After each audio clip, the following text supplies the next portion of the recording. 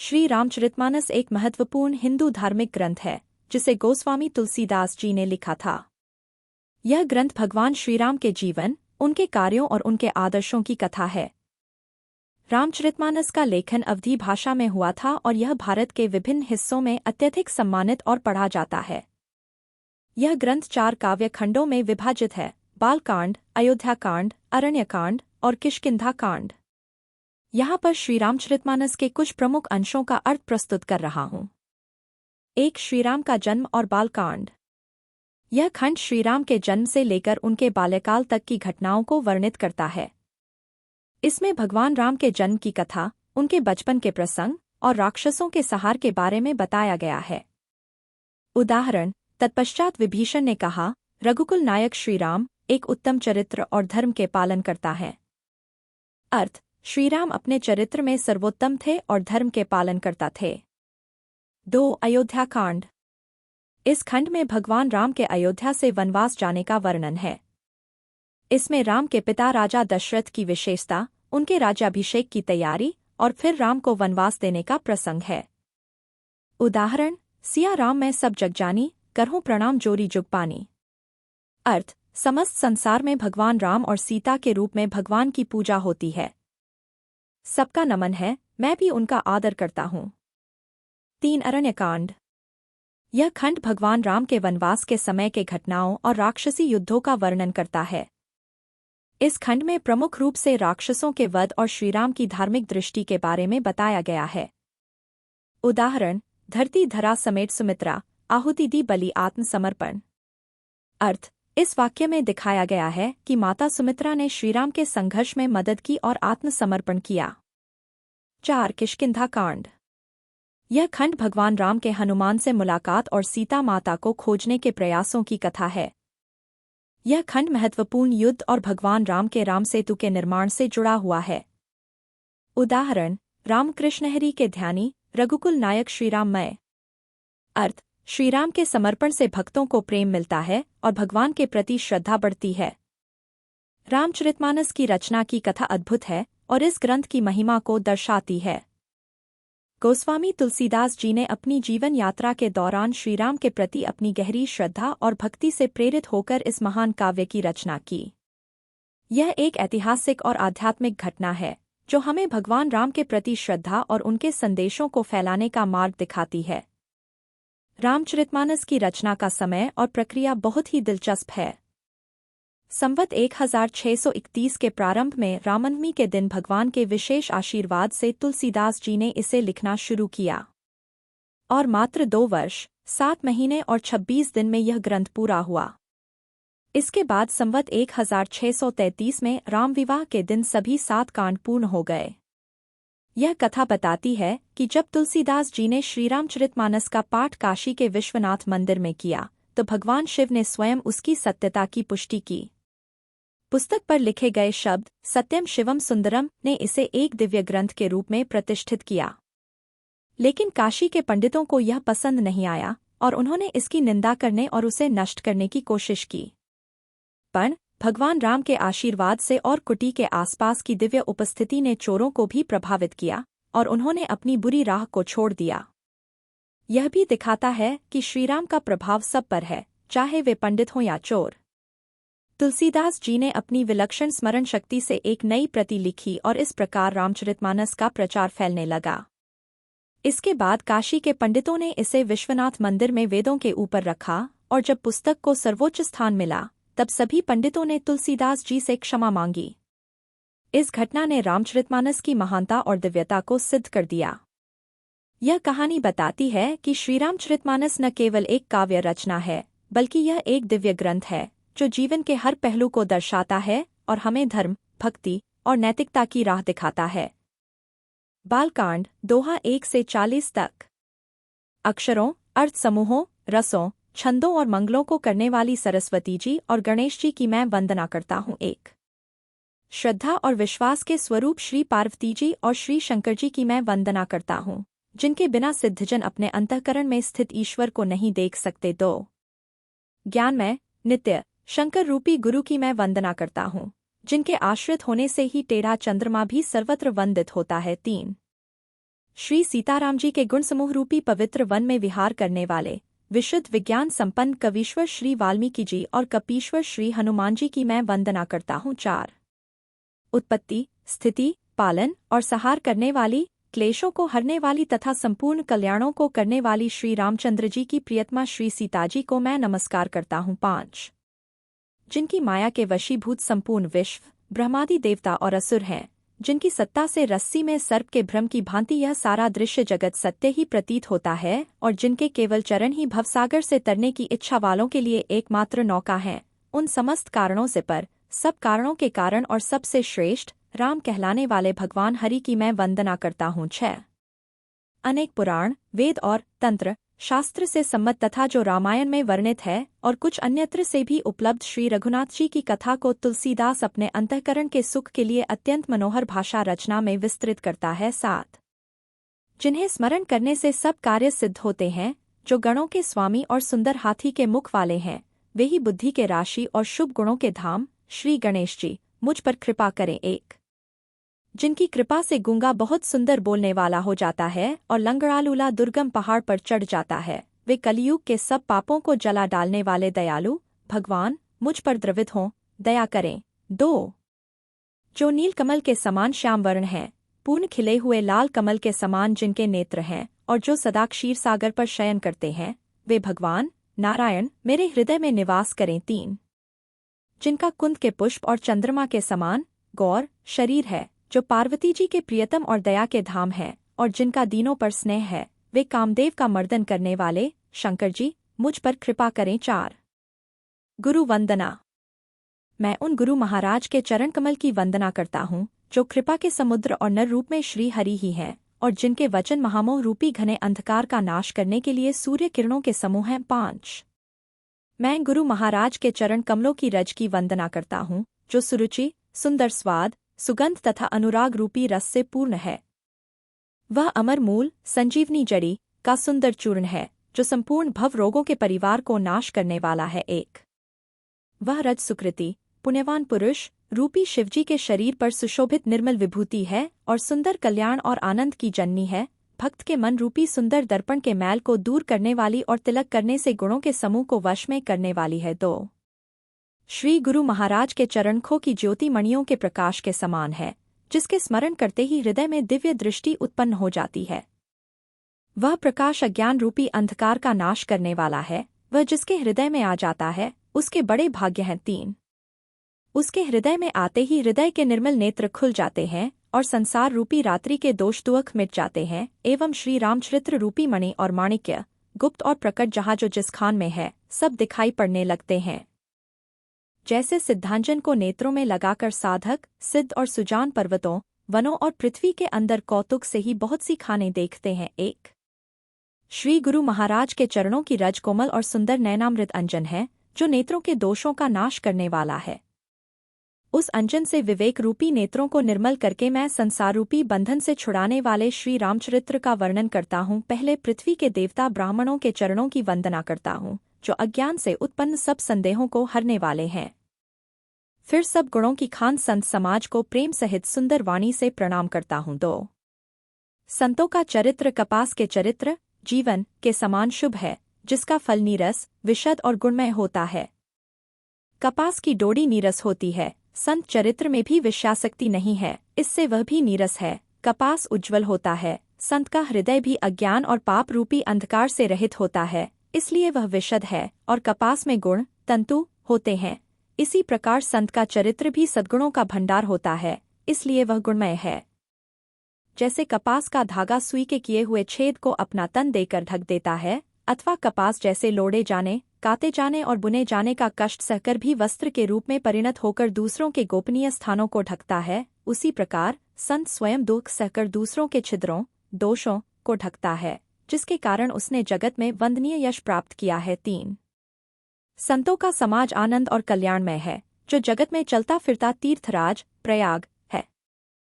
जहाँ उस संत समाज रूपी प्रयागराज में राम भक्ति रूपी गंगा जी की धारा है और ब्रह्म विचार का प्रचार सरस्वती जी हैं। 4 विधि और निषेध, यह करो और यह न करो रूपी कर्मों की कथा कलयुग के पापों को आकाश में विचरने वाले नाना प्रकार के जड़चेतन जितने जीव इस जगत में हैं दो उनमें से जिसने जिस समय जहाँ कहीं भी जिस किसी यत्न से बुद्धि कीर्ति सद्गति विभूति ऐश्वर्य और भलाई पाई है सो सब सत्संग का ही प्रभाव समझना चाहिए।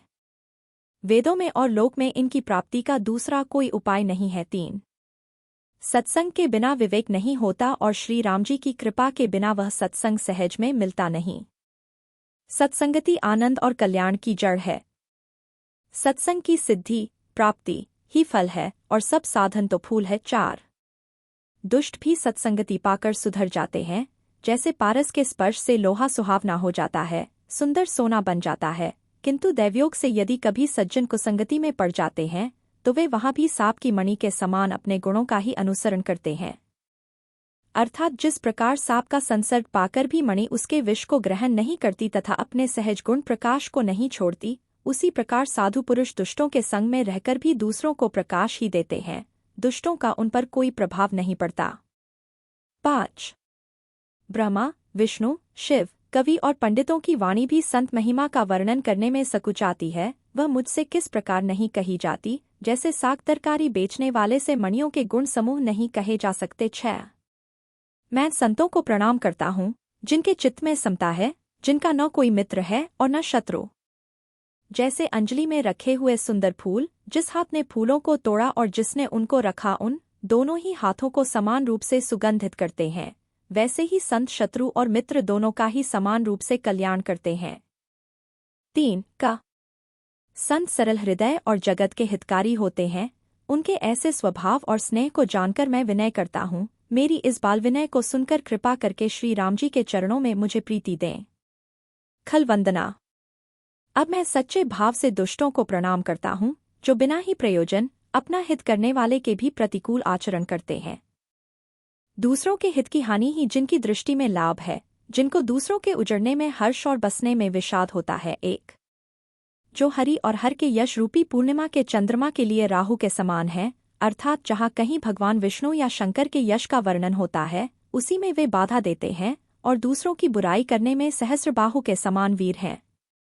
जो दूसरों के दोषों को 1000 आँखों से देखते हैं और दूसरों के हित रूपी घी के लिए जिनका मन मक्खी के समान है, अर्थात जिस प्रकार मक्खी घी में गिरकर उसे खराब कर देती है और स्वयं भी मर जाती है, उसी प्रकार दुष्ट लोग दूसरों के बने बनाए काम को अपनी हानि करके भी बिगाड़ देते हैं। 2 जो तेज दूसरों को जलाने वाले ताप में अग्नि और क्रोध में यमराज के समान है, पाप और अवगुण रूपी धन में कुबेर के समान धनी है, जिनकी बढ़ती सभी के हित का नाश करने के लिए केतु पुच्छल तारे के समान है और जिनके कुंभकर्ण की तरह सोते रहने में ही भलाई है। 3 जैसे ओले खेती का नाश करके आप भी गल जाते हैं, वैसे ही वे दूसरों का काम बिगाड़ने के लिए अपना शरीर तक छोड़ देते हैं। मैं दुष्टों को 1000 मुख वाले शेषजी के समान समझकर प्रणाम करता हूँ, जो पराये दोषों का 1000 मुखों से बड़े रोष के साथ वर्णन करते हैं। 4 उनको राजा पृथु, जिन्होंने भगवान का यश सुनने के लिए 10,000 कान मांगे थे, के समान जानकर प्रणाम करता हूँ, जो 10,000 कानों से दूसरों के पापों को सुनते हैं। फिर इंद्र के समान मानकर उनकी विनय करता हूँ, जिनको सुरा मदिरा नीकी और हितकारी मालूम देती है। इंद्र के लिए भी सुरानीक अर्थात देवताओं की सेना हितकारी है। 5 जिनको कठोर वचन रूपी वज्र सदा प्यारा लगता है और जो 1000 आँखों से दूसरों के दोषों को देखते हैं। 6 दुष्टों की यह रीति है कि वे उदासीन शत्रु अथवा मित्र किसी का भी हित सुनकर चलते हैं। यह जानकर दोनों हाथ जोड़कर यह जन प्रेम पूर्वक उनसे विनय करता है। मैंने अपनी ओर से विनती की है, परंतु वे अपनी ओर से कभी नहीं चुकेंगे। कौओं को बड़े प्रेम से पालिए, परंतु वे क्या कभी मांस के त्यागी हो सकते हैं। 1 संत असंत वंदना। अब मैं संत और असंत दोनों के चरणों की वंदना करता हूँ। दोनों ही दुख देने वाले हैं, परंतु उनमें कुछ अंतर कहा गया है। वह अंतर यह है कि एक संत तो बिछुड़ते समय प्राण हर लेते हैं और दूसरे असंत मिलते हैं तब दारुण दुख देते हैं। अर्थात संतों का बिछुड़ना मरने के समान दुखदायी होता है और असंतों का मिलना। 2 दोनों संत और असंत जगत में एक साथ पैदा होते हैं, पर एक साथ पैदा होने वाले कमल और जौं की तरह उनके गुण अलग अलग होते हैं। कमल दर्शन और स्पर्श से सुख देता है, किंतु जोंक शरीर का स्पर्श पाते ही रक्त चूसने लगती है। साधु अमृत के समान, मृत्यु रूपी संसार से उबारने वाला, और असाधु मदिरा के समान, मोह, प्रमाद और जड़ता उत्पन्न करने वाला है। दोनों को उत्पन्न करने वाला जगत रूपी अगाध समुद्र एक ही है। शास्त्रों में समुद्र मंथन से ही अमृत और मदिरा दोनों की उत्पत्ति बताई गई है। 3. भले और बुरे अपनी अपनी करनी के अनुसार सुंदर यश और अपयश की संपत्ति पाते हैं।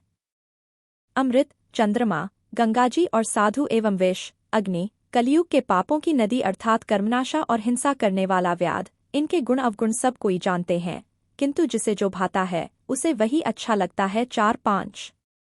भला भलाई ही ग्रहण करता है और नीच नीचता को ही ग्रहण किए रहता है। अमृत की सराहना अमर करने में होती है और विष की मारने में। 5. दुष्टों के पापों और अवगुणों की और साधुओं के गुणों की कथाएं दोनों ही अपार और अथाह समुद्र हैं। इसी से कुछ गुण और दोषों का वर्णन किया गया है, क्योंकि बिना पहचाने उनका ग्रहण या त्याग नहीं हो सकता। 1. भले बुरे सभी ब्रह्मा के पैदा किए हुए हैं, पर गुण और दोषों को विचार कर वेदों ने उनको अलग अलग कर दिया है। वेद, इतिहास और पुराण कहते हैं कि ब्रह्मा की यह सृष्टि गुण अवगुणों से सनी हुई है। 2. दुख सुख, पाप पुण्य, दिन रात, साधु असाधु, सुजाति कुजाति, दानव देवता, ऊंच नीच, अमृत विष, सुजीवन, सुंदर जीवन, मृत्यु, माया ब्रह्म, जीव ईश्वर, संपत्ति दृद्रता, रंकराजा, काशीम गद, गंगा कर्मनाशा, मारवाड़ मालवा, ब्राह्मण कसाई, स्वर्ग नरक, अनुराग वैराग्य, ये सभी पदार्थ ब्रह्मा की सृष्टि में हैं। वेदशास्त्रों ने उनके गुणदोषों का विभाग कर दिया है। 3-5. विधाता ने इस जड़चेतन विश्व को गुणदोष में रचा है, किंतु संत रूपी हंस दोष रूपी जल को छोड़कर गुण रूपी दूध को ही ग्रहण करते हैं। विधाता जब इस प्रकार का हंस का सा विवेक देते हैं, तब दोषों को छोड़कर मनगुणों में अनुरक्त होता है। काल स्वभाव और कर्म की प्रबलता से भले लोग, साधु भी माया के वश में होकर कभी कभी भलाई से चूक जाते हैं। भगवान के भक्त जैसे उस चूक को सुधार लेते हैं और दुख दोषों को मिटाकर निर्मल यश देते हैं, वैसे ही दुष्ट भी कभी कभी उत्तम संग पाकर भलाई करते हैं, परंतु उनका कभी भंग न होने वाला मलिन स्वभाव नहीं मिटता। 2. जो वेशधारी ठग हैं, उन्हें भी अच्छा साधु का सा वेश बनाए देखकर वेश के प्रताप से जगत पूजता है, परंतु एक न एक दिन वे चौड़े आ ही जाते हैं। अंत तक उनका कपट नहीं निपटा, जैसे कालनेमी, रावण और राहु का हाल हुआ। 3. बुरा वेश बना लेने पर भी साधु का सम्मान ही होता है, जैसे जगत में जाम्बवान और हनुमान जी का हुआ। बुरे संग से हानि और अच्छे संग से लाभ होता है, यह बात लोक और वेद में है और सभी लोग इसको जानते हैं। 4. पवन के संग से धूल आकाश पर चढ़ जाती है और वही नीचे की ओर बहने वाले जल के संग से कीचड़ में मिल जाती है। साधु के घर के तोता मैना राम राम सुमिरते हैं और असाधु के घर के तोता मैना गिन गिन कर गालियां देते हैं। 5. कुसंग के कारण धुआं कालिक कहलाता है, वही धुआं सुसंग से सुंदर स्याही होकर पुराण लिखने के काम में आता है, और वही धुआं जल, अग्नि और पवन के संग से बादल होकर जगत को जीवन देने वाला बन जाता है। 6. ग्रह, औषधि, जल, वायु और वस्त्र ये सब भी कुसंग और सुसंग पाकर संसार में बुरे और भले पदार्थ हो जाते हैं।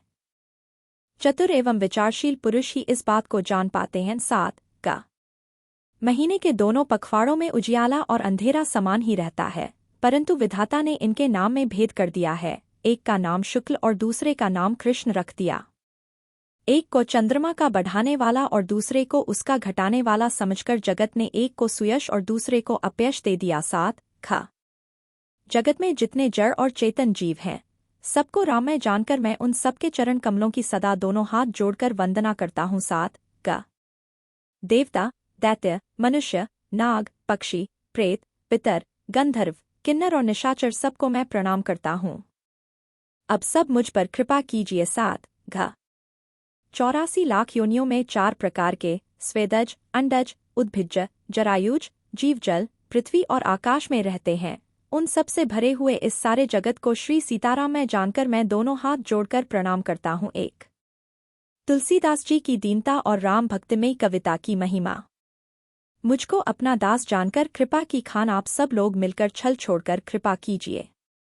मुझे अपने बुद्धिबल का भरोसा नहीं है, इसीलिए मैं सबसे विनती करता हूँ। मैं श्री रघुनाथ जी के गुणों का वर्णन करना चाहता हूँ, परंतु मेरी बुद्धि छोटी है और श्री राम जी का चरित्र अथाह है। इसके लिए मुझे उपाय का एक भी अंग अर्थात स्वागत में उपाय नहीं सूझता। मेरे मन और बुद्धि कमजोर है, किंतु भगत राजा है। मेरी बुद्धि तो अपनी और चाह जुड़ गई मेरी कहानी से, न रोको आज तुम्हें दो चरण आँखों के पानी से। बहुत खुश माता पिता मेरे आंसू के प्रभु के काम आए हैं।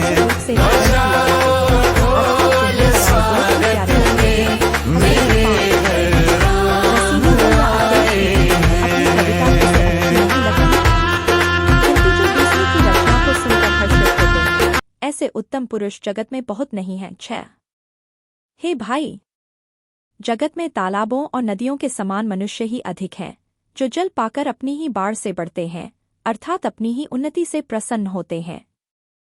समुद्र सा तो कोई एक बिरला ही सज्जन होता है, जो चंद्रमा को पूर्ण देखकर, दूसरों का उत्कर्ष देखकर उमड़ पड़ता है। 7 मेरा भाग्य छोटा है और इच्छा बहुत बड़ी है, परंतु मुझे एक विश्वास है कि इसे सुनकर सज्जन सभी सुख पावेंगे और दुष्ट हंसी उड़ावेंगे। 8 किंतु दुष्टों के हंसने से मेरा हित ही होगा।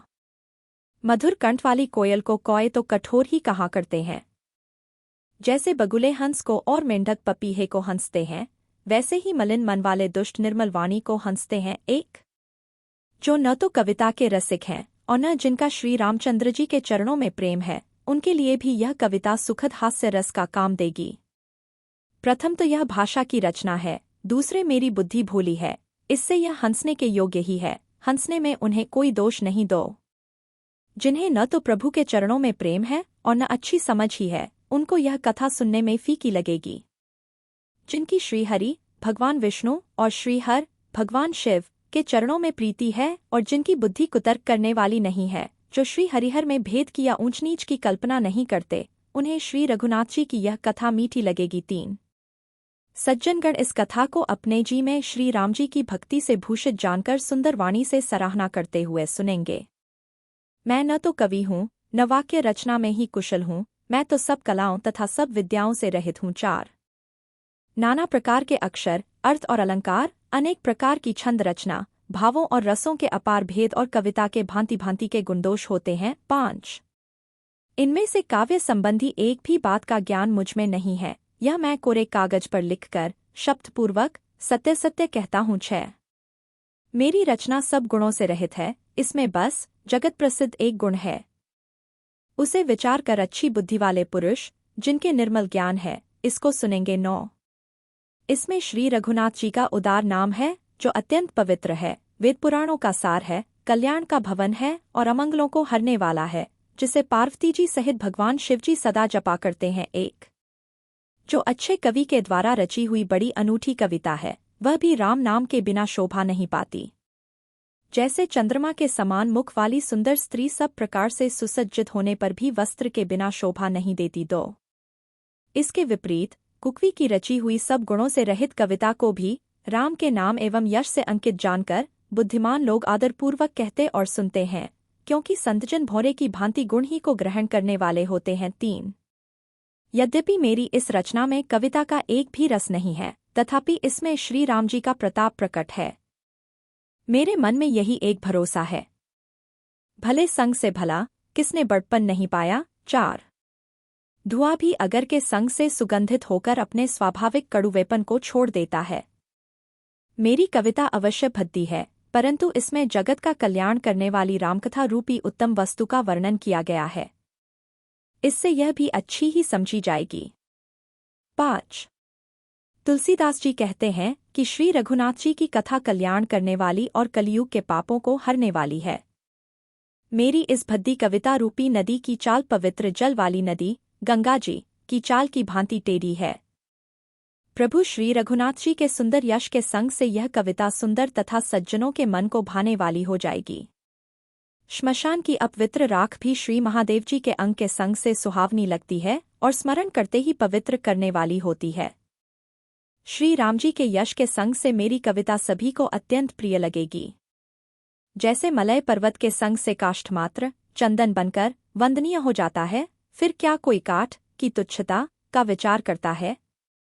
श्यामा गो काली होने पर भी उसका दूध उज्ज्वल और बहुत गुणकारी होता है, यही समझकर सब लोग उसे पीते हैं। इसी तरह गवारू भाषा में होने पर भी श्री सीताराम जी के यश को बुद्धिमान लोग बड़े चाव से गाते और सुनते हैं। 10 ख मणि माणिक और मोती की जैसी सुंदर छवि है, वह सांप पर्वत और हाथी के मस्तक पर वैसी शोभा नहीं पाती।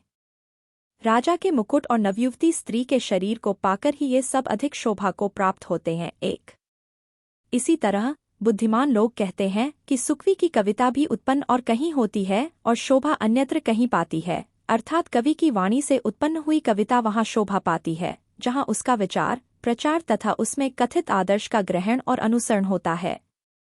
कवि के स्मरण करते ही उसकी भक्ति के कारण सरस्वती जी ब्रह्मलोक को छोड़कर दौड़ी आती हैं। 2 सरस्वती जी की दौड़ी आने की वह थकावट रामचरित रूपी सरोवर में उन्हें नहलाए बिना दूसरे करोड़ों उपायों से भी दूर नहीं होती।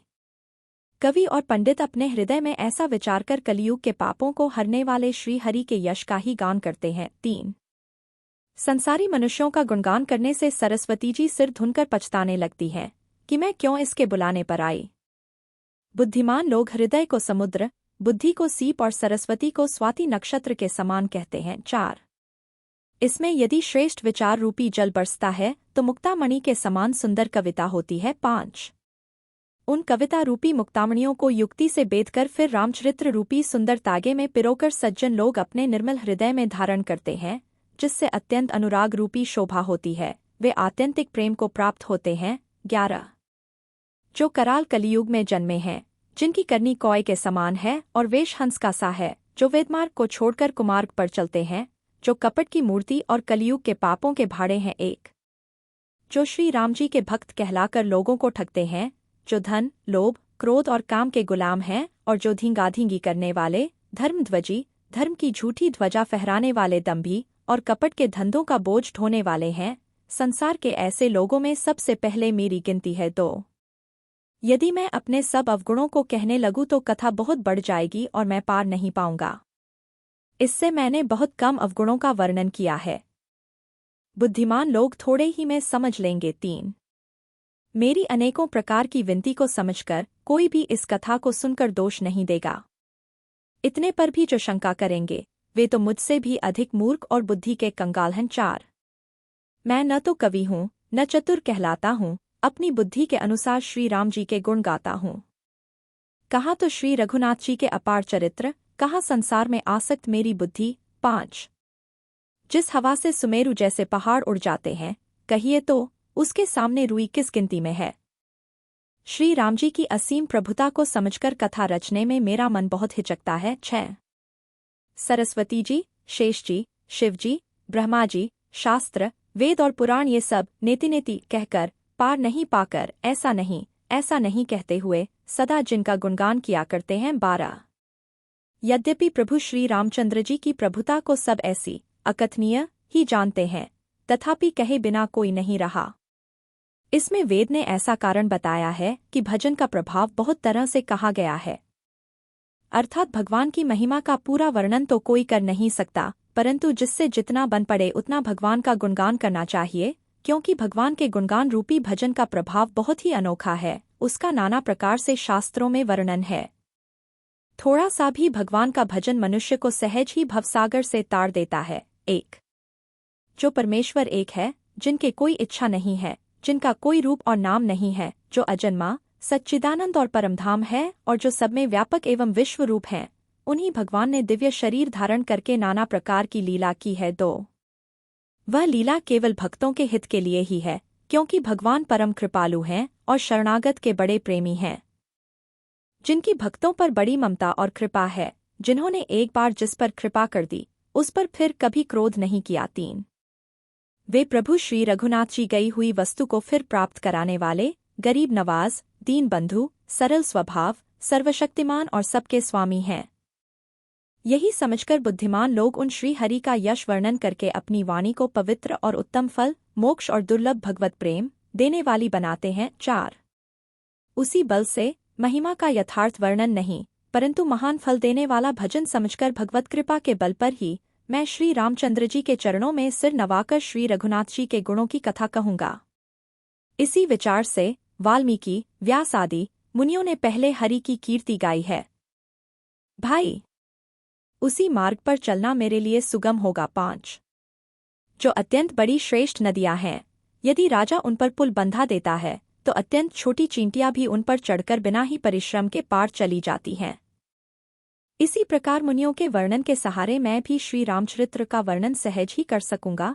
13 इस प्रकार मन को बल दिखलाकर मैं श्री रघुनाथ जी की सुहावनी कथा की रचना करूंगा। व्यास आदि जो अनेकों श्रेष्ठ कवि हो गए हैं, जिन्होंने बड़े आदर से श्री हरि का सुयश वर्णन किया है। 1 कवि वंदना। मैं उन सब श्रेष्ठ कवियों के चरण कमलों में प्रणाम करता हूँ, वे मेरे सब मनोरथों को पूरा करें। मेरी चौखट पे चल के आज चारों धाम आए हैं, बजाओ ढोल स्वागत में मेरे घर राम आए हैं। कथा शबरी की जैसे जुड़ गई मेरी कहानी से, नरो आज धुने दो चरण आँखों के पानी से, बहुत खुश मेरे आंसू के प्रभु के काम आए हैं। स्वागत में मेरे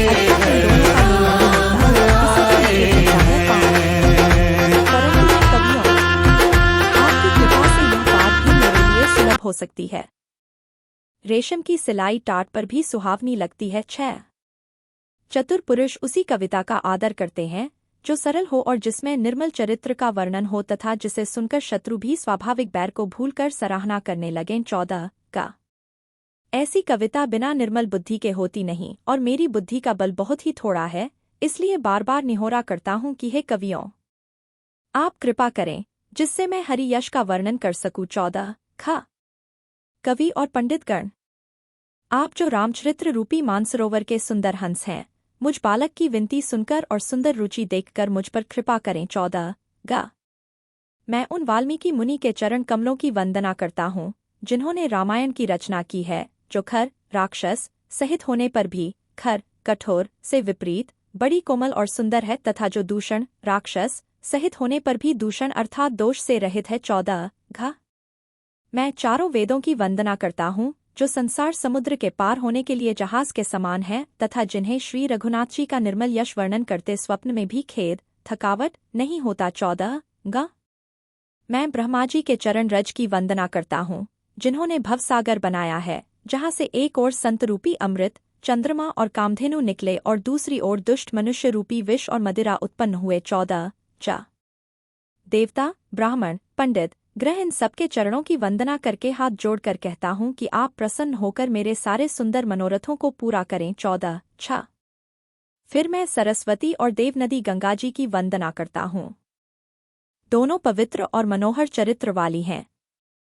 एक गंगा जी स्नान करने और जल पीने से पापों को हरती है और दूसरी सरस्वती जी गुण और यश कहने और सुनने से अज्ञान का नाश कर देती है। 1 श्री महेश और पार्वती को मैं प्रणाम करता हूँ जो मेरे गुरु और माता पिता हैं, जो दीन बंधु और नित्य दान करने वाले हैं, जो सीतापति श्री रामचंद्र जी के सेवक स्वामी और सखा हैं तथा मुझ तुलसीदास का सब प्रकार से कपट रहित सच्चा हित करने वाले हैं। 2 जिन शिव पार्वती ने कलयुग को देखकर जगत के हित के लिए शाबर मंत्र समूह की रचना की, जिन मंत्रों के अक्षर बेमेल हैं, जिनका न कोई ठीक अर्थ होता है और न जप ही होता है, तथापि श्री शिवजी के प्रताप से जिनका प्रभाव प्रत्यक्ष है। 3 वे उमापति शिवजी मुझ पर प्रसन्न होकर श्री राम जी की इस कथा को आनंद और मंगल की मूल उत्पन्न करने वाली बनाएंगे।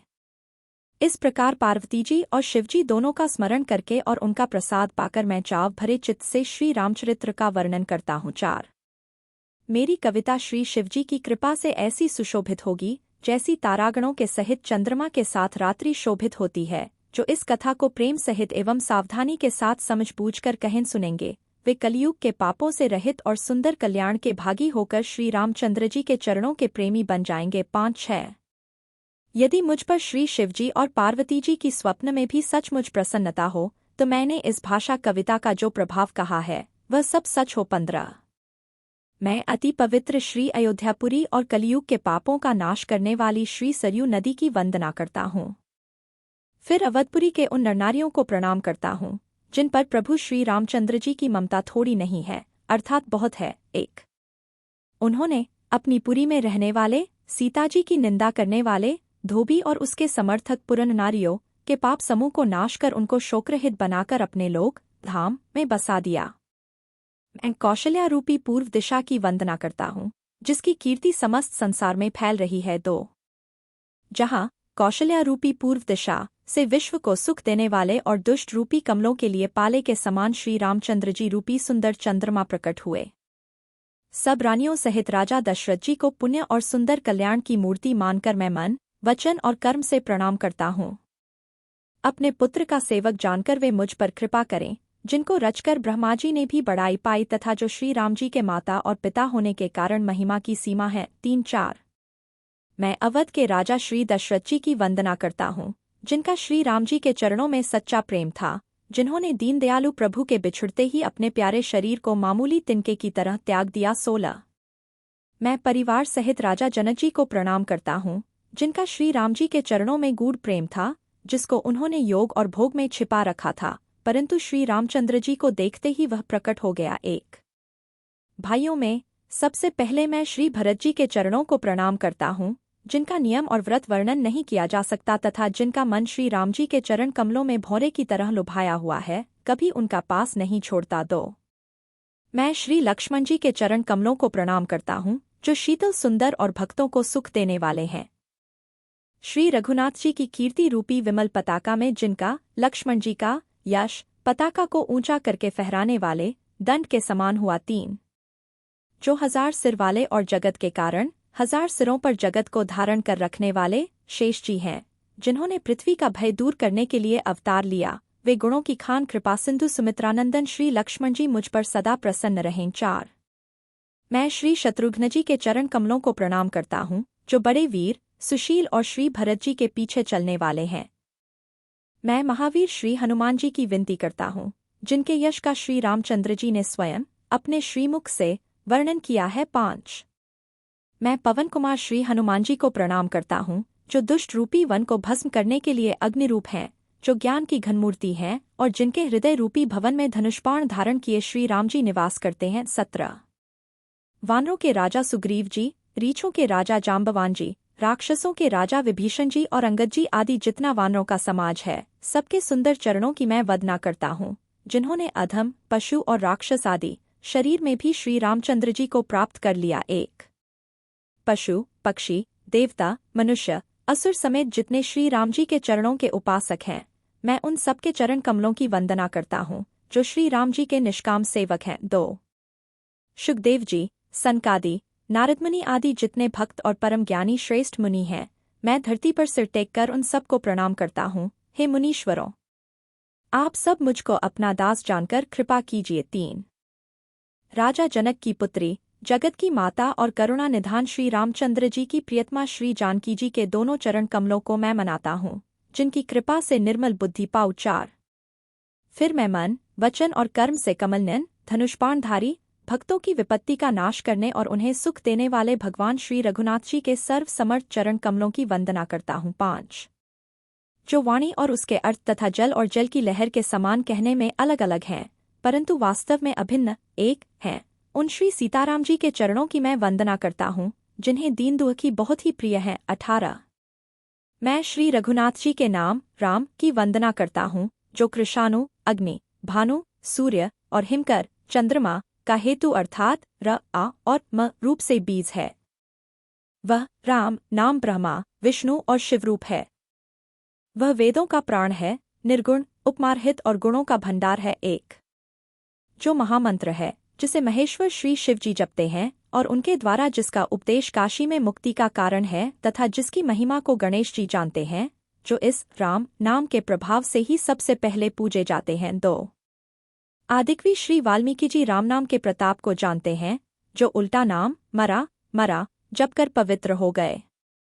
श्री शिवजी के इस वचन को सुनकर कि एक रामनाम सहस्र नाम के समान है, पार्वती जी सदा अपने पति श्री शिवजी के साथ रामनाम का जप करती रहती हैं। 3 नाम के प्रति पार्वती जी के हृदय की ऐसी प्रीति देखकर श्री शिवजी हर्षित हो गए और उन्होंने स्त्रियों में भूषण रूप पतिव्रताओं में शिरोमणि पार्वती जी को अपना भूषण बना लिया, अर्थात उन्हें अपने अंग में धारण करके अर्धांगिनी बना लिया। नाम के प्रभाव को श्री शिवजी भली भांति जानते हैं, जिस प्रभाव के कारण कालकूट जहर ने उनको अमृत का फल दिया। 4 श्री रघुनाथ जी की भक्ति वर्षा ऋतु है। तुलसीदास जी कहते हैं कि उत्तम सेवक गणधान है और राम नाम के 2 सुंदर अक्षर सावन भादो के महीने हैं। 19 दोनों अक्षर मधुर और मनोहर हैं, जो वर्णमाला रूपी शरीर के नेत्र हैं, भक्तों के जीवन हैं तथा स्मरण करने में सबके लिए सुलभ और सुख देने वाले हैं, और जो इस लोक में लाभ और परलोक में निर्वाह करते हैं, अर्थात भगवान के दिव्य धाम में दिव्य देह से सदा भगवत सेवा में नियुक्त रखते हैं। 1 ये कहने सुनने और स्मरण करने में बहुत ही अच्छे, सुंदर और मधुर हैं। तुलसीदास को तो श्री राम लक्ष्मण के समान प्यारे हैं। इनका र और म का अलग अलग वर्णन करने में प्रीति बिलगाती है, अर्थात बीज मंत्र की दृष्टि से इनके उच्चारण, अर्थ और फल में भिन्नता दिख पड़ती है, परंतु हैं ये जीव और ब्रह्मा के समान स्वभाव से ही साथ रहने वाले, सदा एक रूप और एक रस। 2 ये दोनों अक्षर नरनारायण के समान सुंदर भाई हैं। ये जगत का पालन और विशेष रूप से भक्तों की रक्षा करने वाले हैं। ये भक्ति रूपिणी सुंदर स्त्री के कानों के सुंदर आभूषण कर्णफूल हैं और जगत के हित के लिए निर्मल चंद्रमा और सूर्य हैं। 3 ये सुंदर गति मोक्ष रूपी अमृत के स्वाद और तृप्ति के समान है, कच्छप और शेषजी के समान पृथ्वी के धारण करने वाले हैं, भक्तों के मन रूपी सुंदर कमल में विहार करने वाले घोड़े के समान और जीव पे चल के आज चारों धाम आए हैं। बजाओ ढोल स्वागत में मेरे घर राम आए हैं। कथा शबरी की जैसे जुड़ गई मेरी कहानी से, नारों को आज धोने दो चरण आँखों के पानी से। बहुत खुश है मेरे आंसू के प्रभु के काम आए हैं।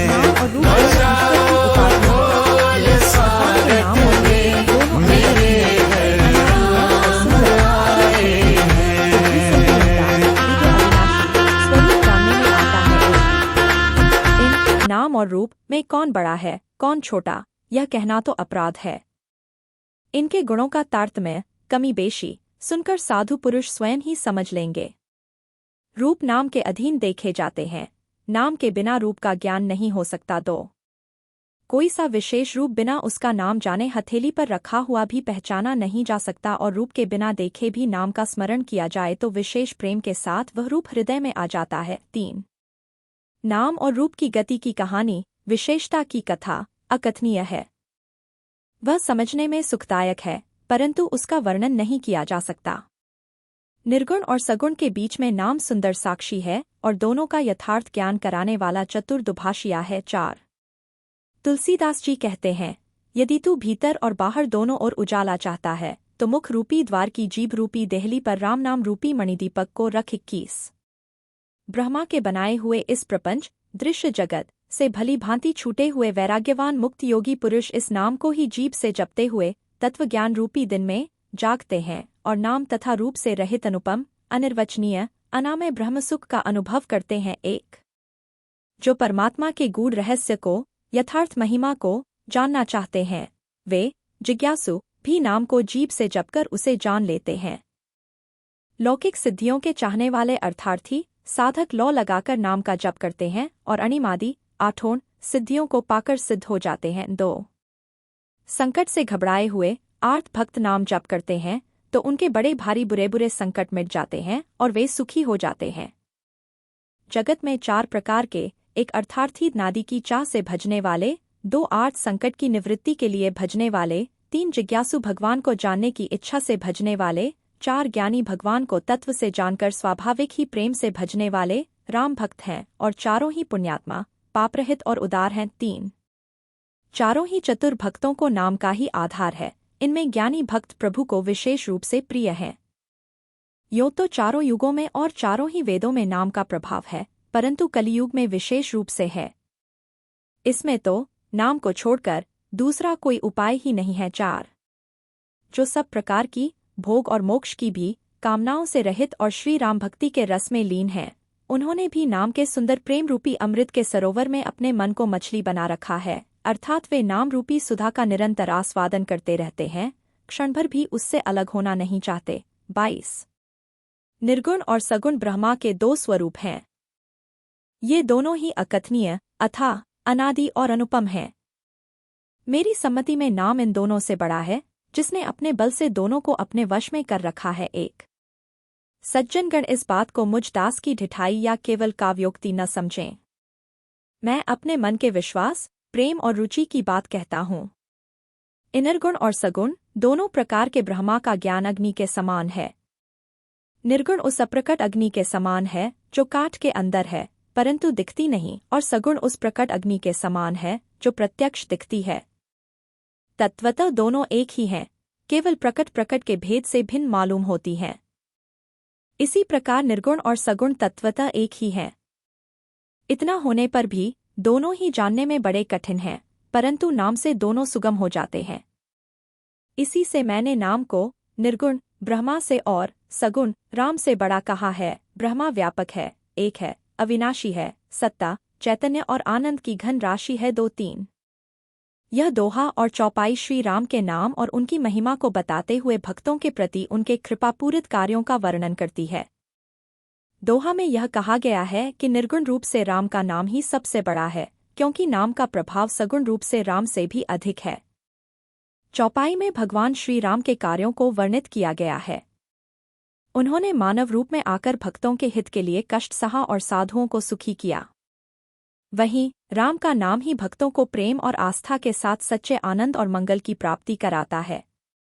अगली चौपाई में राम के कर्मों का वर्णन करते हुए कहा गया है कि राम ने एक तपस्वी की स्त्री अहिल्या को उद्धार किया, जबकि राम के नाम ने कई दुष्टों की बुद्धि को सुधार दिया। राम ने राक्षसों का वध किया, लेकिन राम का नाम संसार के सारे भय और कष्टों को नष्ट करने वाली शक्ति है। यह शेर राम के नाम की महिमा और भक्तों के लिए उनके कष्ट सहने की भावना को विस्तार से उजागर करता है। यह अंश भी भगवान श्री राम के नाम की महिमा और उनके कृपापूर्ण कार्यों का विस्तार से वर्णन करता है। दोहा और चौपाई में यह कहा गया है कि दंडक वन में भगवान श्री राम ने उसे सुहावना और पवित्र बना दिया। जैसे उन्होंने राक्षसों का वध किया, वैसे ही उनका नाम उन राक्षसों के पापों को समाप्त करने वाला है। यहाँ यह भी कहा गया है कि नाम ने केवल राक्षसों को ही नहीं, बल्कि अनगिनत पापियों के मन को शुद्ध किया और कलियुग के पापों की जड़ को नष्ट किया। शबरी और जटायु जैसे महान भक्तों को राम ने मुक्ति दी, परंतु उनका नाम ऐसे असंख्य पापियों और दोषियों का उद्धार करने वाला है, जिनकी संख्या अनगिनत है। राम के नाम के गुण और महिमा को वेदों में वर्णित किया गया है। चौपाई में राम की शरण में आने के बाद विभीषण और सुग्रीव जैसे महान पात्रों का उद्धार हुआ, लेकिन राम का नाम और भी अधिक शक्तिशाली है, क्योंकि उसने गरीबों और पापियों को भी अनगिनत बार कृपा और उद्धार दिया। नाम का यह विशेष गुण लोक और वेदों में गूंज रहा है। यह शेर भगवान राम के नाम की अपरिमित शक्ति और उनके भक्तों के प्रति उनकी अनंत कृपा को स्पष्ट करता है। यह भाग भी भगवान श्री राम के नाम की महानता और शक्ति को और स्पष्ट रूप से प्रस्तुत करता है। चौपाई में यह कहा गया है कि श्री राम ने भालू और बंदरों की सेना बनाई और समुद्र पर पुल बनाने के लिए कठिन परिश्रम किया, लेकिन राम का नाम तो वह शक्ति है जो संपूर्ण संसार के भव्य समुद्र को भी सुखा देता है। यहाँ यह संदेश है कि नाम का प्रभाव कर्म से कहीं अधिक है। राम ने रावण को युद्ध में पराजित किया और सीता के साथ अयोध्या लौटे, लेकिन उनके भक्त नाम के स्मरण से बिना कोई संघर्ष किए मोह को हराकर अपने जीवन में आनंद और सुख का अनुभव करते हैं। वे नाम के प्रभाव से चिंताओं से मुक्त रहते हैं और अपने जीवन में शांति पाते हैं। दोहा में यह कहा गया है कि नाम निर्गुण और सगुण दोनों रूपों में ब्रह्मा और राम से भी बड़ा है, क्योंकि यह वरदान देने वालों को भी वर देने की शक्ति रखता है। शिवजी ने यह जानकर राम के नाम को अपने हृदय में ग्रहण किया है, क्योंकि यह नाम सबसे श्रेष्ठ है। यह शेर भगवान श्री राम के नाम की अद्वितीय महिमा को दर्शाता है। राम के नाम में न केवल मोक्ष और कष्टों से मुक्ति है, बल्कि यह सत्य और ज्ञान की शक्ति का भी प्रतीक है, जिसे स्वयं भगवान शिव ने सम्मानित किया। इस भाग में भगवान श्री राम के नाम के प्रभाव और उनके भक्तों के उद्धार की महिमा का और भी गहराई से वर्णन किया गया है। चौपाई में यह कहा गया है, नाम के प्रसाद से भगवान शिव अविनाशी और अमंगल से परे होते हुए भी मंगल की राशि बन जाते हैं। शुकदेव जी, सनकादि, सिद्ध, मुनि और योगी सभी नाम के प्रभाव से ब्रह्म सुख का अनुभव करते हैं। नारद जी ने भी नाम के प्रभाव को पहचाना। वे जानते हैं कि हरि, भगवान, सभी के प्रिय हैं और नाम के जप से प्रभु कृपा करते हैं, जैसे प्रहलाद भक्त शिरोमणि बन गए। ध्रुव जी ने हरि के नाम का जप किया और नाम के प्रभाव से उन्हें एक अचल और अनुपम स्थान प्राप्त हुआ। इस उदाहरण से यह भी बताया गया है कि नाम का स्मरण करते हुए भक्तों को निरंतर शांति और स्थिरता प्राप्त होती है। इसके बाद हनुमान जी ने भी पवित्र नाम का स्मरण करके श्री राम को अपने वश में कर लिया। यह दर्शाता है कि भगवान के नाम की शक्ति से भक्त न केवल भक्ति में स्थिर रहते हैं, बल्कि उन्हें भगवान का आशीर्वाद भी मिलता है। यह शेर भगवान के नाम के माध्यम से प्राप्त होने वाली अनंत शक्तियों और भक्तों के जीवन में होने वाली अडिग समृद्धि और भक्ति के बारे में है।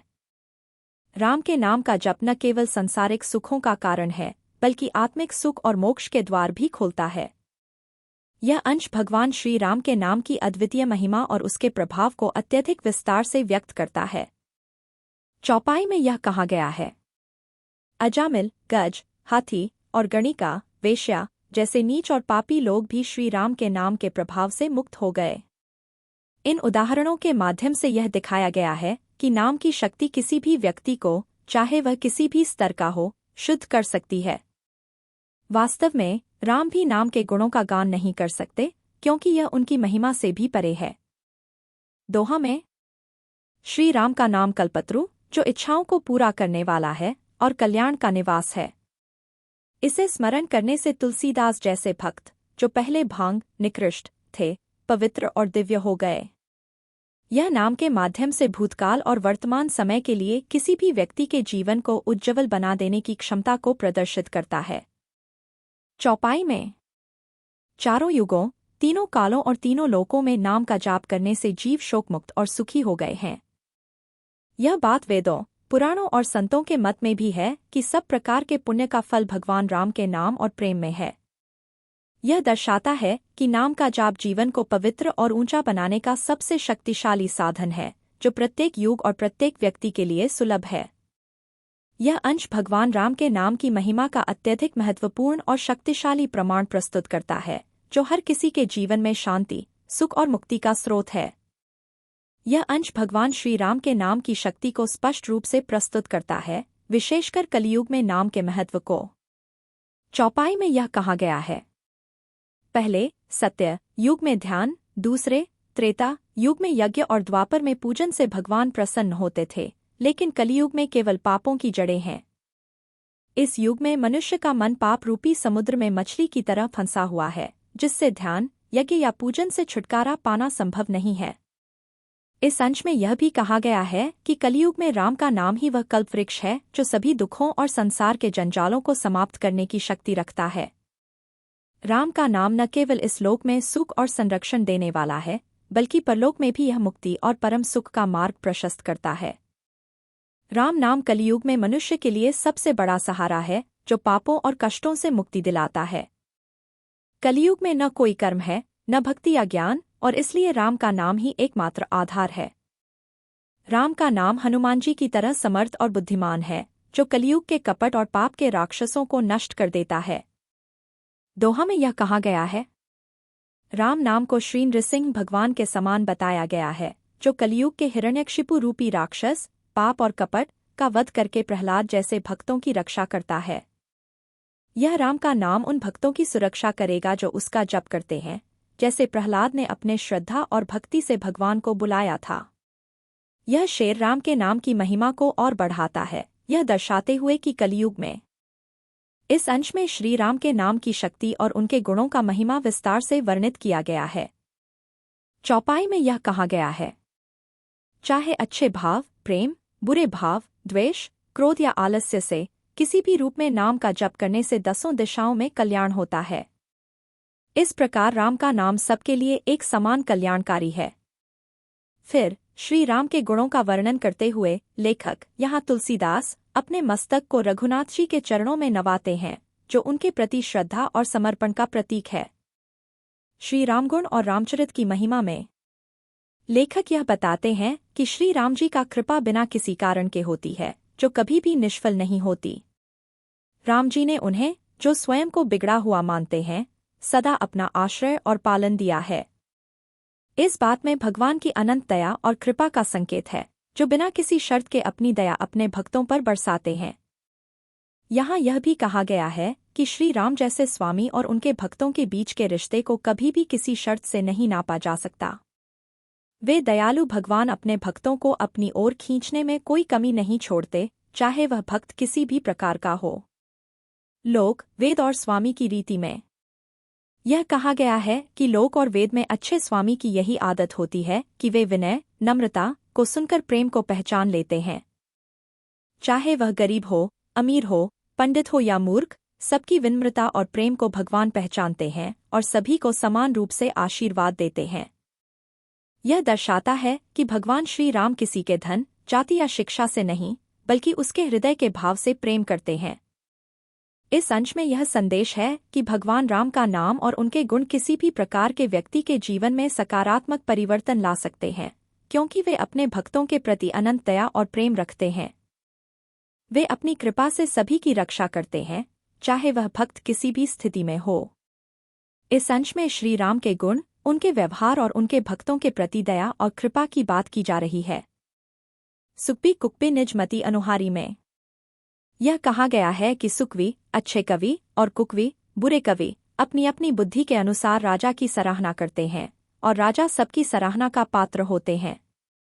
सभी लोग, चाहे वे अच्छे हों या बुरे, अपनी बुद्धि और समझ के अनुसार राजा के गुणों की प्रशंसा करते हैं। फिर साधु, सुजान, सुशील और ईश्वर के अंश से उत्पन्न राजा की महिमा का वर्णन किया गया है। ये राजा परम कृपालु होते हैं। सुनी सम्मानहीन सभी सुबानी में राजा राम का स्वभाव यह था कि वे सभी की बात सुनते और उनके वाणी, भक्ति, विनय और चाल को समझकर उचित सम्मान करते थे। इस प्रकार उनका व्यवहार सभी के प्रति आदर और स्नेहपूर्ण होता था। कौशलनाथ श्री राम को चतुर्शिरोमणि कहा गया है, जो न केवल एक आदर्श राजा थे, बल्कि उनके पास अत्यंत बुद्धिमत्ता और समझ थी। रीचत राम सनेह निसोते में यहाँ पर श्री राम के प्रेम का उल्लेख है कि वे विशुद्ध प्रेम से ही किसी को अपने पास खींचते हैं। फिर लेखक तुलसीदास ने अपने बारे में कहा कि वे इस संसार में सबसे मूर्ख और मलिन बुद्धि वाले हैं, लेकिन फिर भी श्री राम जी उन पर कृपा बरसाते हैं। दोहा में तुलसीदास ने यह बात कही है कि कृपालु श्री राम उनके जैसे दुष्ट सेवक की प्रीति और रुचि को कभी नकारेंगे नहीं। उनके पास इतनी बड़ी कृपा है कि उन्होंने पत्थरों को जहाज और बंदरों को बुद्धिमान मंत्री बना दिया। यह एक उदाहरण है श्री राम के अनंत करुणा और शक्ति का, जो किसी भी साधारण व्यक्ति को महान बना सकते हैं। इस अंश का संदेश यह है कि भगवान राम के पास सबके लिए प्रेम और कृपा है, चाहे वह भक्त अच्छा हो या बुरा। उनके प्रेम और कृपा से ही कोई भी व्यक्ति, चाहे वह कितना भी अशुद्ध क्यों न हो, उद्धार पा सकता है। राम का दया और कृपा किसी शर्त से परे है और वे अपने भक्तों का हमेशा ध्यान रखते हैं। यह अंश श्री राम के भक्तों के प्रति उनकी असीम दया, कृपा और समझ को दर्शाता है। तुलसीदास जी ने स्वयं को श्री राम का दीन, पापी और सेवक स्वीकार किया है और इसके साथ ही भगवान राम के दयालु स्वभाव का वर्णन किया है, जो भक्त के अंतःकरण को पहचानते हैं। हौहु कहावत सबु कहत राम सहत उपहास में तुलसीदास जी कहते हैं कि सभी लोग उन्हें श्री राम का सेवक कहते हैं, और वह भी बिना किसी संकोच के इस उपाधि को स्वीकार करते हैं, चाहे लोग उन्हें उपहास या मजाक भी उड़ा रहे हों।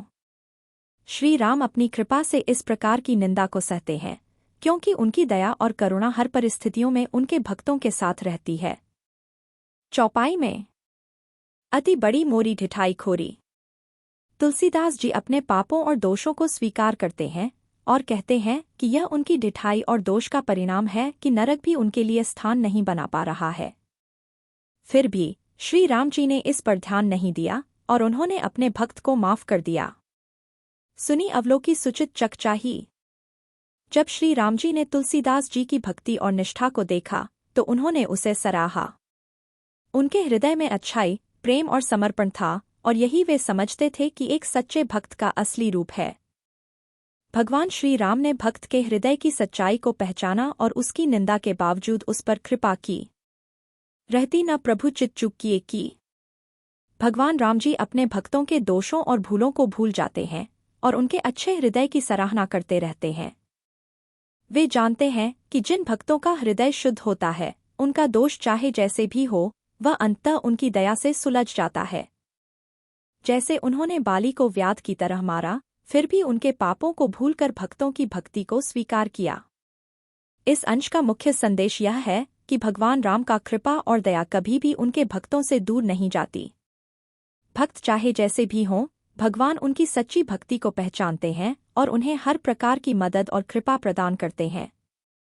भक्त का हृदय यदि शुद्ध हो और उसमें प्रेम हो, तो वह भगवान की कृपा से संपूर्ण होता है। यह अंश श्री रामचंद्र जी की असीम दया, कृपा और उनके भक्तों के प्रति गहरी समझ को प्रकट करता है। सोई करतूती विभीषण केरी। इस चौपाई में तुलसीदास जी ने बताया है कि विभीषण ने जो कृत्य किया, वह केवल उसे ही स्वप्न में भी राम जी ने अपनी हृदय में स्थान नहीं दिया।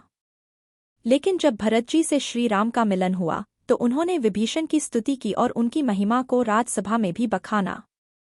यह श्री राम जी की दया और क्षमा का उदाहरण है जो वे अपने भक्तों के प्रति दिखाते हैं, चाहे वे किसी भी प्रकार के हों। दोहा। प्रभु तरु तर कपि डार पड़ते किए आपु समान। यह दोहा इस तथ्य को स्पष्ट करता है कि श्री रामचंद्र जी ने उन बंदरों को भी अपने समान सम्मान दिया जो केवल शाखाओं पर कूदते थे। भगवान का यह रूप मानवता के लिए एक आदर्श है, जिसमें हर जीव को समान माना गया है, चाहे उसकी स्थिति कुछ भी हो। तुलसी कहूँ न राम से साहिब सील निधान। तुलसीदास जी अपने हृदय की गहरी श्रद्धा और भक्ति को व्यक्त करते हुए कहते हैं कि भगवान राम जैसे शील और गुणों के स्वामी कहीं नहीं हैं। वह अपने भक्तों से प्रेम करने वाले, अपनी कृपा और दया से भरे हुए हैं। राम निकाई रावरी है सभी को नीक। श्री राम का स्वभाव सदा से सभी का भला करने वाला है। उनका यह आदर्श और गुण सभी के लिए प्रेरणा स्रोत है। तुलसीदास जी अपने जीवन में यही विश्वास रखते हैं कि यदि श्री राम का कल्याणकारी स्वभाव सचमुच सभी के लिए है, तो उनका भी सदा कल्याण होगा। यह अंश श्री राम के चरित्र की महिमा और उसके प्रभाव को दर्शाता है और इसे सुनने से होने वाले लाभों को स्पष्ट करता है। यही विधि निज गुण दोष कही। यहाँ तुलसीदास जी अपने गुण और दोष को स्वीकार करते हुए श्री रामचंद्र जी का यश वर्णन करते हैं। उन्होंने यह दिखाया कि श्री राम का यश इतना पवित्र और प्रभावशाली है कि उसे सुनने से कलयुग के पाप समाप्त हो जाते हैं। यह श्री राम के भक्तों के लिए एक अमूल्य आशीर्वाद है। चौपाई। जाग बलिक जो कथा सुहाई। तुलसीदास जी अब एक कथा सुनाने की तैयारी करते हैं, जो मुनि याज्ञवल्क्य जी द्वारा मुनि भरद्वाज जी को सुनाई गई थी। इस कथा के माध्यम से वह श्री राम के चरित्र को और भी उजागर करना चाहते हैं, ताकि लोग इसे सुनकर आनंदित और पाप मुक्त हो सकें। शंभु कीन्ह यह चरित सुहावा। शिवजी ने सबसे पहले इस रामकथा को रचा और फिर अपनी कृपा से पार्वती जी को सुनाई। बाद में उन्होंने इसे काकभूषुंडी जी को दिया, जिन्हें उन्होंने राम भक्त और योग्य मानकर यह महान कथा सुनाई। इस प्रकार राम की कथा का महत्व धीरे धीरे बढ़ता गया और यह सर्वथा पवित्र और भक्तों के लिए अत्यंत लाभकारी मानी गई। तेही सन जागबलिक पुनि पावा। काकभूषुंडी जी से यह कथा प्राप्त करने के बाद याज्ञवल्क्य जी ने इसे भरद्वाज जी को सुनाया। दोनों वक्ता, याज्ञवल्क्य और भरद्वाज, और श्रोता काकभूषुंडी समानशील और समदर्शी थे, जो श्री राम की लीला को पूरी तरह से समझते थे और उसमें रमते थे। इस कथा को सुनने से मनुष्य की भक्ति और समझ में वृद्धि होती है। इन चौपाइयों में रामकथा के श्रवण का महत्व और इसके द्वारा प्राप्त होने वाले लाभों का उल्लेख किया गया है। इसे सुनने से न केवल व्यक्ति का पाप मिटता है, बल्कि उसकी मानसिक शांति और संतुष्टि भी बढ़ती है। यह अंश रामकथा के गूढ़ अर्थ और उसकी श्रवण व अध्ययन की प्रक्रिया को दर्शाता है, जो एक व्यक्ति की आत्मा को शुद्ध करने और उसे परम ज्ञान की ओर मार्गदर्शन करने के लिए है। जानहि तीनी काल निज ज्ञाना। इस चौपाई में श्री तुलसीदास जी यह बता रहे हैं कि जिन भक्तों के पास गहरा ज्ञान है वे तीनों काल, भूत, वर्तमान और भविष्य को उसी तरह जानते हैं जैसे किसी के हाथ में एक आंवला रखा हो। उनका ज्ञान इतना शुद्ध और व्यापक होता है कि वे किसी भी समय के बारे में सही जानकारी रखते हैं। साथ ही वे हरि भक्त जो भगवान की लीलाओं का गहन रहस्य समझते हैं, वे इसे विभिन्न रूपों में कहते, सुनते और समझते हैं। दोहा। मैं पुनि निज गुर सन सुनी कथा सो सुकर खेत। तुलसीदास जी अपने गुरु से कथा सुनने की बात बताते हैं, लेकिन वह इस समय बालक थे और उनकी समझ बहुत कम थी। इसलिए उन्होंने उस कथा को सही से नहीं समझा और उनकी समझ में यह बात नहीं आई। यह बालपन और अपरिपक्वता की स्थिति को दर्शाता है, जब व्यक्ति कुछ गहरा नहीं समझ पाता। श्रोता बक्ता ज्ञाननिधि कथा राम कै गूढ़। इस दोहे में तुलसीदास जी कहते हैं कि श्री राम की गूढ़ कथा सुनने और कहने वाले दोनों ही ज्ञानी होते हैं, लेकिन वह स्वयं, जो कलियुग के पापों से प्रभावित और जड़ बुद्धि होते हुए उस कथा को समझने में कठिनाई महसूस कर रहे थे। यह उनकी आत्मज्ञान की यात्रा में आने वाली शुरुआती कठिनाइयों को दर्शाता है। चौपाई। तदपि कही गुर बारहीं बारा। हालांकि उन्हें पहले कथा की गहराई समझ में नहीं आई थी, परंतु गुरु ने बार बार वही कथा दोहराई, जिससे अंततः तुलसीदास जी को कुछ समझ में आया। अब वह वही कथा दूसरों तक पहुंचाने के लिए शब्दों में रचेंगे, ताकि उनके मन को संतोष और प्रसन्नता मिल सके। यहाँ यह दिखाया गया है कि गुरु का मार्गदर्शन और निरंतर अभ्यास से कठिन ज्ञान भी सरल और स्पष्ट हो जाता है। यह अंश गुरु की महिमा और कठिन ज्ञान को समझने की प्रक्रिया को बताता है। श्री राम की कथा के गूढ़ अर्थ को समझने के लिए गुरु की आवश्यकता होती है, और अंततः उसी ज्ञान से आत्मा का परिष्कार होता है। यह अंश श्री राम की कथा के महत्व और उसकी प्रभाविता को गहराई से व्यक्त करता है, जो न केवल आत्मसाक्षात्कार और भक्ति की ओर मार्गदर्शन करती है, बल्कि यह संसार के तमाम कष्टों, भ्रमों और अज्ञान को समाप्त करने वाली एक दिव्य शक्ति भी है। जस कछु बुद्धि विवेक बल मेरे। यहाँ तुलसीदास जी कहते हैं कि जितनी भी बुद्धि और विवेक मुझ में है, वह सब श्री हरि की प्रेरणा से है। इसलिए मैं उसी दिशा में अपने हृदय में भगवान की प्रेरणा के अनुसार ही कथा प्रस्तुत करूंगा। उनकी यह भावना यह दिखाती है कि ज्ञान और बुद्धि का असली स्रोत भगवान की कृपा ही है। बुद्ध विश्राम सकल जन रंजने। रामकथा को बुद्ध विश्राम, विवेक को विश्राम देने वाली कहा गया है, क्योंकि यह कथा ज्ञान और विवेक को बढ़ाती है और मानवता को प्रसन्न करती है। इसके माध्यम से कलियुग के पाप समाप्त हो जाते हैं।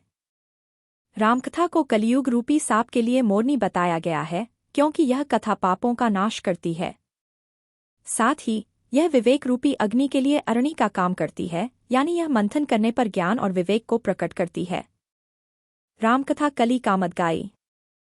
रामकथा को कली कामधेनु, मनोरथों को पूर्ण करने वाली गाय, और सुजन सजीवनी, सज्जनों के लिए जीवन देने वाली कहा गया है। यह कथा मनुष्य के मन के तमाम अज्ञान और भ्रम को समाप्त करती है और उसे सही मार्ग पर चलने के लिए प्रेरित करती है। यह कथाएं अमृत की नदी के समान हैं, जो जन्म और मरण के भय को समाप्त करने वाली हैं। असुर सेन सम नरक निकंदने। रामकथा को असुरों की सेना के समान नरक के पापों का नाश करने वाली बताया गया है। यह कथा देवताओं के कुल का कल्याण करने वाली है, जैसे पार्वती माँ के रूप में दुर्गा अपने भक्तों के लिए उपकार करती हैं। यह कथा संतों के लिए अमृत के समान है और पूरे विश्व को सहारा देने वाली स्थिर पृथ्वी के समान है। इन चौपाइयों और दोहों में तुलसीदास जी रामकथा की महिमा को विस्तार से समझाते हैं, यह दिखाते हुए कि कैसे यह कथा न केवल व्यक्तिगत मोक्ष की ओर मार्गदर्शन करती है, बल्कि समाज और पूरी सृष्टि के कल्याण में भी सहायक है। रामकथा के माध्यम से व्यक्ति के जीवन में एक नई दिशा मिलती है, जो उसे सत्य, प्रेम और भक्ति की ओर ले जाती है। यह अंश श्री राम की कथा के दिव्य गुणों और प्रभाव को प्रकट करता है। तुलसीदास जी रामकथा की महिमा को विस्तृत रूप से व्यक्त करते हुए इसके द्वारा मिलने वाली शांति, मुक्ति और भक्ति के महत्व को उजागर करते हैं। जम गन मुहर मसी जग जमुनासी। रामकथा को यमुनाजी के समान माना गया है, क्योंकि जैसे यमुना जी जीवन का उद्धार करती हैं, वैसे ही रामकथा भी जीवों को मुक्ति प्रदान करती है। यह कथा जीवन की कठिनाइयों से पार पाने और आत्मज्ञान प्राप्त करने के लिए एक अमूल्य मार्ग है। तुलसीदास जी इसे अपनी हृदय से प्रिय मानते हैं, जैसे कि तुलसी पत्र श्री राम जी के प्रिय होते हैं। शिवप्रिय में कलसैल सुतासी। श्री रामकथा शिवजी को नर्मदा नदी के समान प्रिय है, क्योंकि यह कथा सभी सिद्धियों, सुख और संपत्ति का भंडार है। यह कथा माता अदिति के समान है, जो देवताओं के पालन और वृद्धि में मदद करती है। इसके साथ ही रामकथा श्री रघुनाथ जी की भक्ति और प्रेम का परिष्कृत रूप है, जो भक्तों के दिलों में प्रेम और भक्ति का संचार करती है। रामकथा मंदाकिनी चित्रकूट चितचारू। रामकथा को मंदाकिनी नदी और चित्रकूट के चित्ररूपी सुंदरता से तुलना की गई है। यह कथा पवित्रता और सरलता की प्रतीक है। यह कथा श्री सीताराम जी के साथ उनके प्रेममय जीवन के विचारों से ओतप्रोत है, जो श्रद्धा और विश्वास के साथ सुनी जाती है। रामचरित चिंतामणि चारू। श्री राम का चरित्र एक अद्भुत चिंतामणि के समान है, जो हर प्रकार की समस्याओं को हल करने की क्षमता रखता है। यह संतों के लिए एक सुंदर श्रृंगार के रूप में देखा गया है, क्योंकि श्री राम के गुणों का गान करने से संतों की आत्मा को शांति मिलती है। श्री राम के गुणों के कारण ही जीवन में धर्म, धन और मुक्ति की प्राप्ति होती है। सद्गुरु ज्ञान विराग योग के। रामकथा को सद्गुरु, ज्ञान, वैराग्य और योग के रूप में दर्शाया गया है, क्योंकि यह कथा हमें आत्मज्ञान की ओर मार्गदर्शन करती है और संसार से वितरागी बनने की प्रेरणा देती है।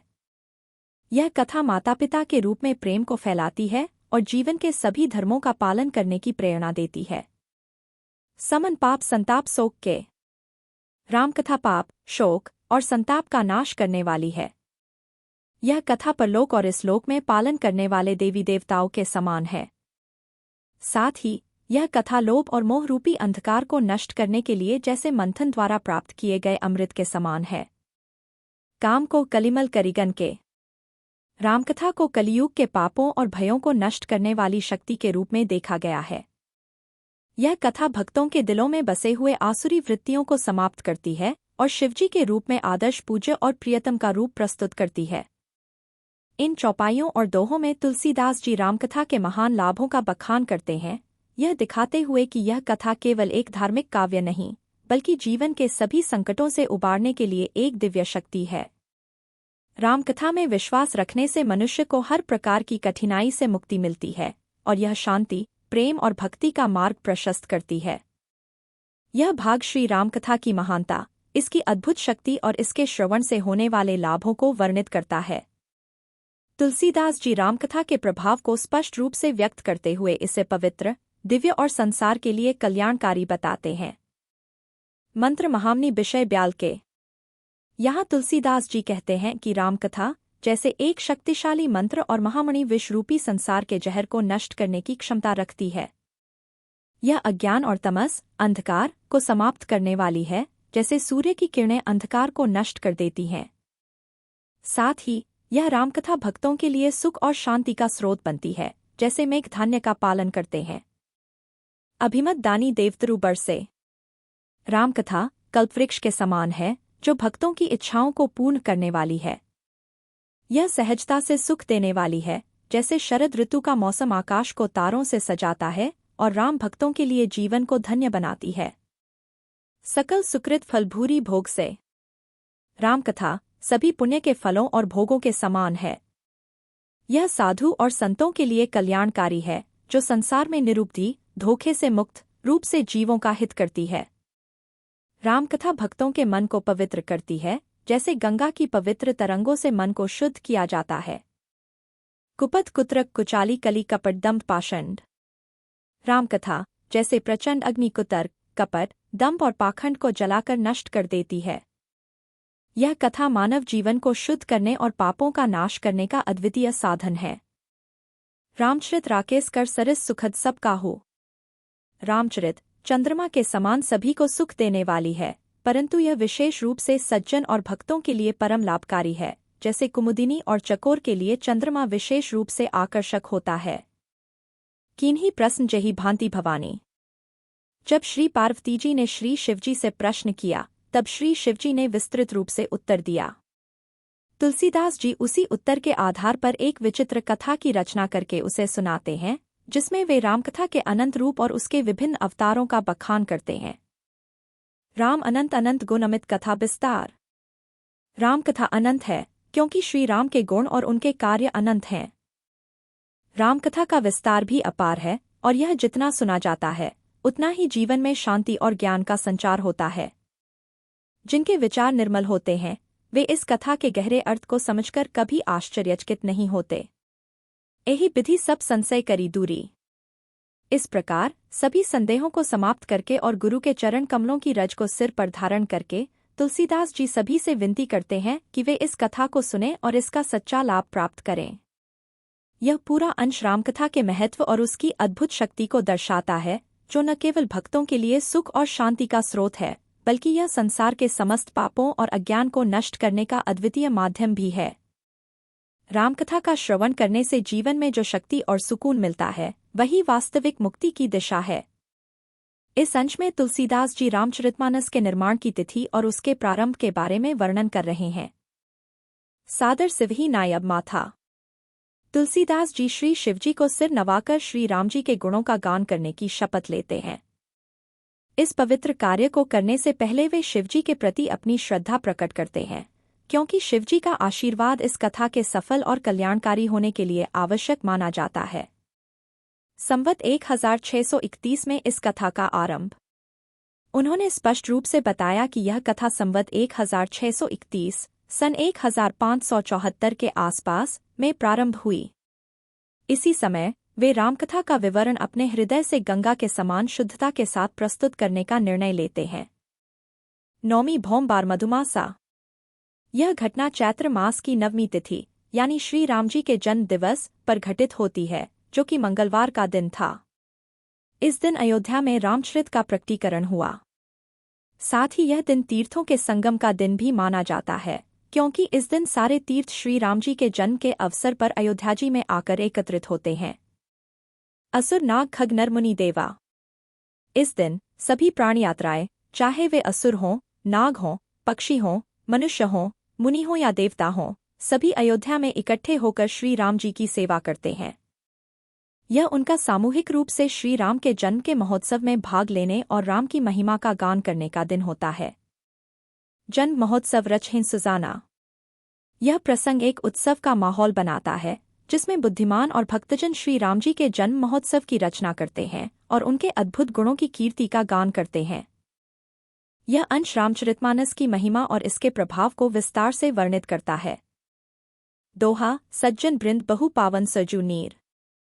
इस दोहे में बताया गया है कि श्री राम के भक्तगण उस दिन पवित्र सरयू नदी में स्नान करते हैं। वे अपने हृदय में सुंदर श्याम शरीर वाले श्री रघुनाथ जी का ध्यान करते हुए उनके नाम का जप करते हैं, जिससे उन्हें पुण्य और शांति की प्राप्ति होती है। चौपाई दर्शन, स्पर्श, स्नान और जलपान से पापों का नाश।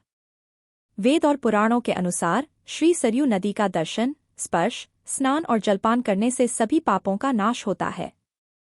सरयू नदी की महिमा असीम और अपरिभाषित है, जिसे सरस्वती भी पूरी तरह से व्यक्त नहीं कर सकती। यह नदी परम पवित्र है और यहाँ स्नान करने से जीव को शुद्धि मिलती है। रामधाम अयोध्यापुरी की पवित्रता। अयोध्यापुरी को रामचंद्र जी के परमधाम के रूप में दर्शाया गया है। यह स्थान अत्यंत पवित्र है और यहाँ शरीर छोड़ने से जीव जन्म मृत्यु के चक्र से मुक्त हो जाते हैं। यह स्थान सिद्धियों और पुण्य का कक्ष है, जहाँ आकर आत्मा शांति पाती है। रामचरितमानस का आरंभ। इस सुंदर और पवित्र रामचरितमानस की रचना मुनियों द्वारा की गई है। यह कथा सभी प्रकार के दोषों, दुखों और दरिद्रता का नाश करने वाली है। शिवजी ने इसे रचने के बाद इसका नाम रामचरितमानस रखा था और इसे अपने हृदय में संजो लिया। रामचरितमानस का प्रभाव। रामचरितमानस का श्रवण करने से मनुष्य को शांति और सुख मिलता है। यह कथा पापों और बुराइयों को नष्ट करने वाली है। यह संपूर्ण संसार में सुख, शांति और कल्याण का कारण बनती है। सज्जनों से अनुरोध। तुलसीदास जी इस कथा को सुनने के लिए सज्जनों से आग्रह करते हैं। वे कहते हैं कि यह सुखद और सुहावनी कथा है, जिसे सम्मान और श्रद्धा के साथ मन से सुनना चाहिए। यह अंश रामचरितमानस के प्रभाव और महत्व को दर्शाता है और इसके श्रवण से मिलने वाले पुण्य और शांति के बारे में बताता है। यह अंश रामचरितमानस के रूप और इसके माहात्म्य को विस्तार से वर्णित करता है। इस अंश में श्री तुलसीदास जी रामचरितमानस को एक सुंदर और पवित्र सरोवर के रूप में प्रस्तुत करते हैं, जिसमें प्रत्येक तत्व का महत्वपूर्ण स्थान है। मानस का रूप और माहात्म्य। रामचरितमानस को श्री तुलसीदास जी ने एक सुंदर और पवित्र सरोवर के रूप में प्रस्तुत किया है, जिसमें गहरे और शुद्ध ज्ञान का जल है, जो मनुष्य की आत्मा को शुद्ध करता है। उन्होंने बताया कि इस सरोवर के 4 सुंदर घाट हैं, जो प्रसिद्ध संवादों से जुड़े हैं, जैसे भुषुंडिगृह, शिव पार्वती, याज्ञवल्क्य भरद्वाज और तुलसीदास संतों के संवाद। ये सभी घाट रामचरितमानस के विभिन्न पहलुओं का प्रतिनिधित्व करते हैं। रामचरितमानस के काव्य में जो विविधता है, वह प्रत्येक कविता में छिपे अद्भुत अर्थ और संदेश को स्पष्ट करती है। काव्य का महत्व। 7 कांडों को रामचरितमानस की 7 सीढ़ियां बताया गया है, जो ज्ञान रूपी नेत्रों से देखने पर मन को प्रसन्न कर देती हैं। राम जी और सीता जी का यश अमृत के समान है और उनके द्वारा दिए गए उपमाएं जल की मनोहर तरंगों और सुंदरता को दर्शाती हैं। रामचरितमानस में कविता की ध्वनि, लय और रूपक को विभिन्न तरीकों से बताया गया है, जैसे छंद, सोरठा, दोहे और अन्य कवित्व रूपों के माध्यम से। भक्ति, साधना और संतों का योगदान। भक्ति का निरूपण विभिन्न रूपों में किया गया है, जैसे क्षमा, दया, दम और मन का निग्रह। इनका स्थान लताओं, फूलों और फल के रूप में दिखाया गया है। संतों की सभा को इस मानस के चारों ओर की अमराई, आम की बगीचिया के रूप में वर्णित किया गया है और श्रद्धा वसंत ऋतु की समान बताई गई है।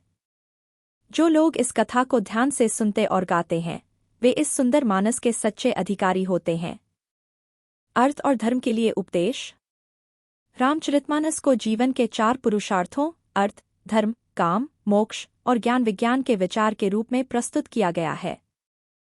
जो लोग इस कथा का श्रवण करते हैं, वे पवित्र होते हैं और उनको जीवन में सुख, शांति और धार्मिक कर्तव्यों का पालन करने का मार्ग मिलता है। दुष्टों का निषेध। जो लोग दुष्ट और विषयी होते हैं, वे रामचरितमानस के इस पवित्र सरोवर के पास भी नहीं आते, क्योंकि यहाँ विषयों और सांसारिक सुखों से संबंधित कोई भी कथा नहीं होती। यहाँ केवल भक्ति, प्रेम और भगवान की महिमा का वर्णन होता है। इस प्रकार रामचरितमानस को एक अत्यंत पवित्र और सुंदर काव्य रूप में प्रस्तुत किया गया है, जो जीवन के सभी पहलुओं को समाहित करता है, और इसका अध्ययन या श्रवण करने से मनुष्य को सत्य, शांति और भक्ति की प्राप्ति होती है। यह भाग रामचरितमानस के कुछ गूढ़ और भावपूर्ण हिस्से को प्रस्तुत करता है, जो भक्ति, श्रद्धा और राम के जीवन के विभिन्न पहलुओं को रेखांकित करता है। इस समय में भक्ति के जल में डूबकर ही जीवन के शुद्धिकरण की प्रक्रिया की चर्चा की जा रही है। इन श्लोकों में श्री राम के जीवन से जुड़ी घटनाओं को गहरे धार्मिक दृष्टिकोण से प्रस्तुत किया गया है, जहां भक्ति और राम के प्रति प्रेम को सर्वोच्च माना गया है। कुछ प्रमुख विषयों पर प्रकाश डाला गया है, जैसे राम भक्ति का महत्व। यह बताया गया है कि बिना राम के प्रति प्रेम और भक्ति के कोई भी व्यक्ति इस मानस सरोवर में नहीं पहुंच सकता। शुद्धता और संतों का संग। संतों की संगति और श्रद्धा का महत्व बताया गया है, जो राम के प्रेम में सरोवर की तरह पवित्रता लाते हैं। कुसंग और कुतर्क से बचना। यह भी बताया गया है कि बुरी संगति और गलत विचारधाराओं से बचना आवश्यक है, क्योंकि वे जीवन को कठिन बना देती हैं। रामचरितमानस का पुण्य और प्रभाव। रामचरितमानस के प्रभाव को पवित्र जल के समान बताया गया है, जो भक्तों के हृदय को शुद्ध और आनंदित करता है। इन श्लोकों में जीवन के कष्टों से मुक्ति पाने के लिए राम के आशीर्वाद और भक्ति के मार्ग को सर्वोच्च माना गया है। इनकी शरण में जाकर ही मनुष्य जीवन के हर प्रकार के दुखों से मुक्ति पा सकता है।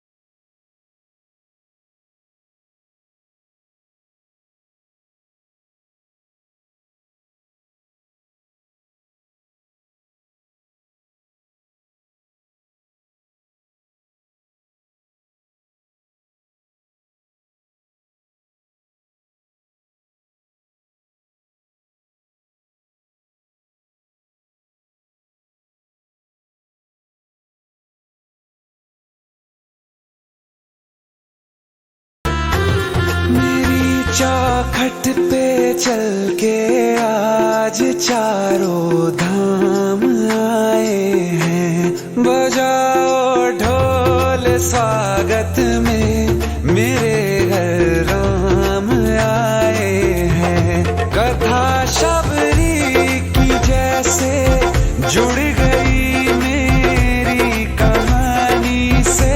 न रोको आज धोने दो चरण आँखों के पानी से।